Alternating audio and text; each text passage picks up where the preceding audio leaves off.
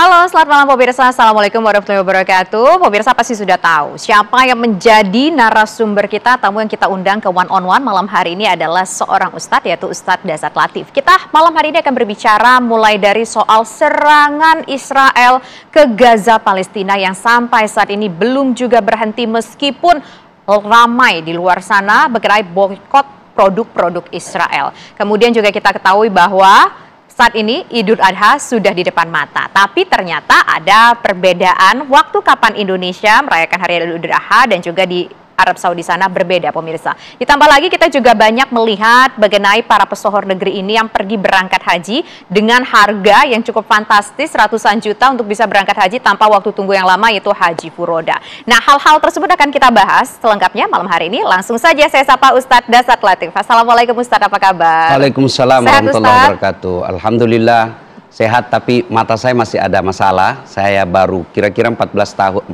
hari yang lalu pasca operasi. Mata sebelah kanan jadi masih ada gangguan. Oh, operasi apa Ustadz? Mata saya, retina saya ada masalah. Akhirnya diperbaiki operasi, 14 hari rehat. Selesai 14 hari sekarang bisa, tapi nanti 3 bulan yang akan datang operasi balik lagi untuk mencabut benda yang dipasang untuk memperbaiki itu. Ibaratnya kalau kertas dilem dia. Semoga cepat recovery-nya Ustadz ya, dan semoga juga nanti operasi lanjutannya bisa berjalan dengan lancar. Ini berarti aktivitas pertama dimulai dari One on One TV One dulu nih, jangan-jangan ya. Wah, Alhamdulillah. Alhamdulillah, terima kasih Ustadz bisa hadir di kesempatan malam hari ini. Ustadz, kita akan bicara mungkin yang dari terdekat dulu deh Ustadz.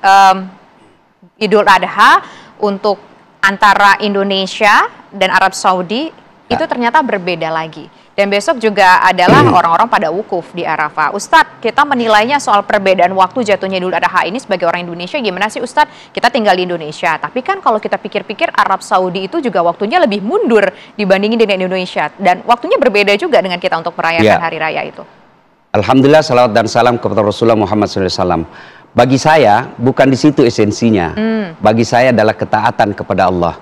Dan Allah pun tahu akan ada kejadian seperti ini. Maka yang baik adalah silahkan menghormati perbedaan itu tanpa mencelah orang yang berbeda dengan kita. Tinggal meyakini, kalau mengikuti yakin Saudi silahkan tanpa mengatakan bahwa yang ikut pemerintah sesat. Yang mau ikut pemerintah silahkan tanpa mengatakan bahwa kami tidak ikut ke Saudi. Semua boleh. Yang Allah lihat adalah kamu beribadah enggak di bulan itu. Kamu melakukan kebaikan enggak di bulan itu. Soal adanya perbedaan pada prinsip diri saya, ya saya ikuti pemerintah. Karena atiullaha wa atiur rasul wa ulil amri minkum. Ikuti pemerintah. Pada soal ini untuk hari Arafahnya. Saya kira ini sudah biasa. Tahun lalu Ramadan pun demikian. Dan bukan di situ esensi buat saya.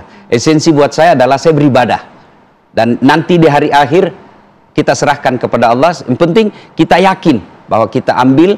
Ikut pemerintah silahkan, mau ikut Saudi silahkan.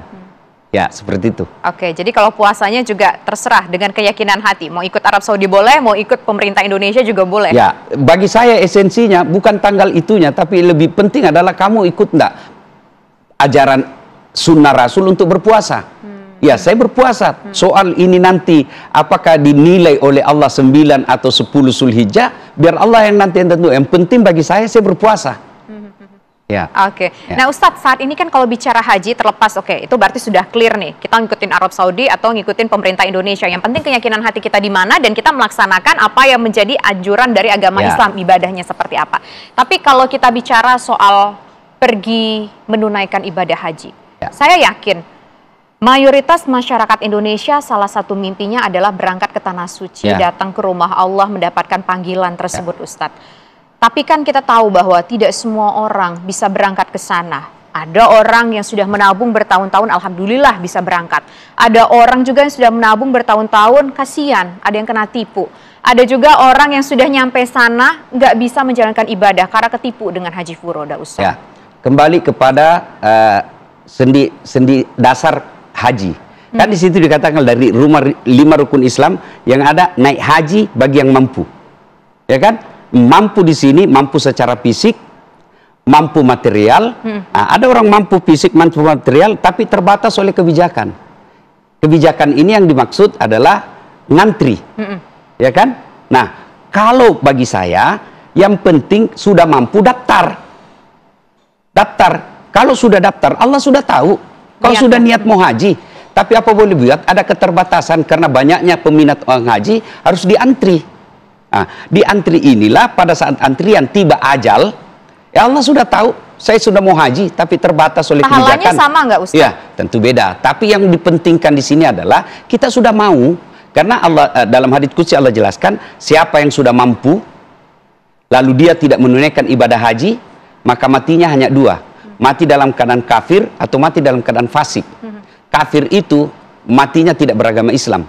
Fasik itu matinya Islam pencitraan. Itu fasik namanya. Islam bohong-bohongan. Nah, kalau kita mau menghindari dua kategori ini, ya daftar. Sudah daftar, ngantri. Ternyata ngantrinya 10 tahun. Ada rezeki. Umroh. Umroh dulu. Nah, pada saat umroh kan kita sudah bisa lihat di Baitullah. Kita sudah biasa ke makam Rasulullah, kita bisa masuk ke Masjid Nabawi, kita bisa dibawa jalan-jalan ke Arafah, ke Mina, kita lihat situasinya untuk menunggu giliran untuk haji. Nah, sekarang berkaitan dengan yang pamer-pamer. Inilah yang selalu saya istilahkan haji konten, umrah konten.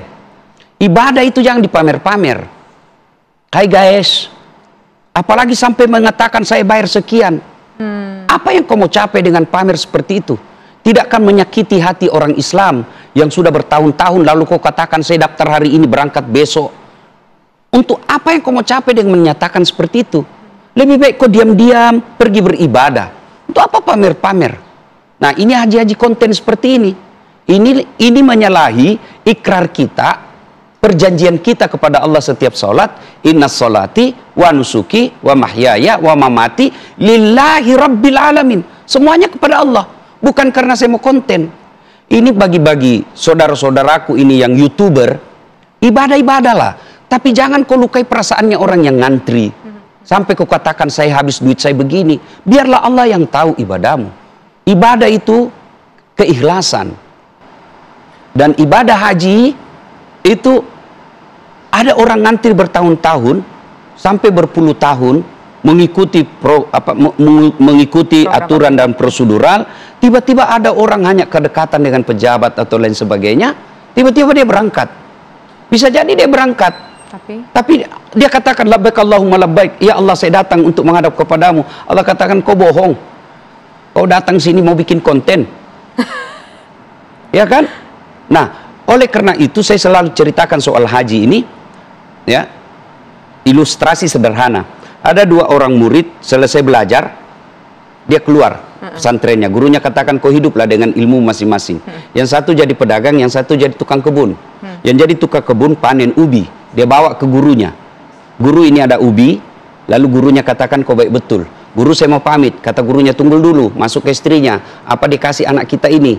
Dia bilang tidak ada, kecuali itu ada kambing kemarin dia bawa Pak Camat. Sudah kasih aja itu kambing. Pulanglah dia bawa kambing. Tadi pergi bawa ubi. Pulang bawa kambing. Ketemu teman yang pedagang. Dari mana kau bos? Dia bilang dari rumahnya guru. Loh kok ada kambing kau bawa? Itulah guru saya. Saya bawakan ubi, dia kasih saya kambing. Namanya pedagang mikir. Jalan kalkulatornya. Ini aja ubi dibawa, dikasih kambing, dia datang bawa sembako. Assalamualaikum guru, waalaikumsalam. Ini ada sembako satu mobil. Ya nak, oh baik kau tuh. Kata dia bilang, tuh kau duduk. Datang ke ibu, apa dikasih? Dan tidak ada pak. Masa dia pulang kosong? Tidak ada kecuali itu ubi yang dibawa temannya kemarin. Tadi pergi bawa sembako, pulang bawa ubi. Ubinya lagi temannya. Begitu juga orang ibadah haji.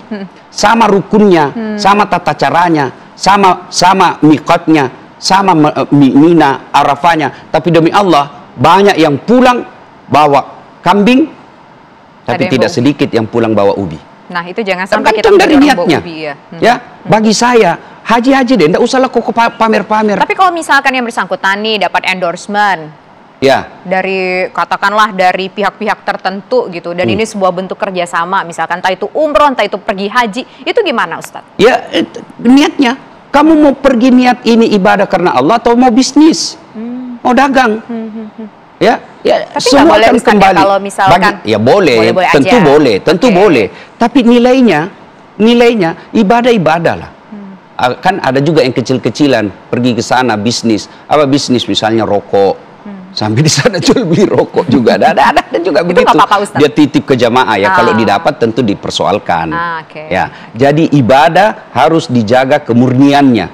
Jadi jangan asal pergi, yang penting selesai, nilainya kepada Allah Subhanahu wa Tapi saya Ta'ala. sering lihat di Ustadz ya, di sosial media banyak orang buat konten datang ke tanah suci, entah itu mau haji atau itu mau umroh, tapi ujung-ujungnya ada kalimat, aku doakan semoga kalian umat muslim juga bisa segera menyusul ke sana ya. Nah, itu boleh atau enggak Ustadz? Tapi nanti dijawab Ustadz ya, usaha jeda berikut, kami kembali sesaat lagi.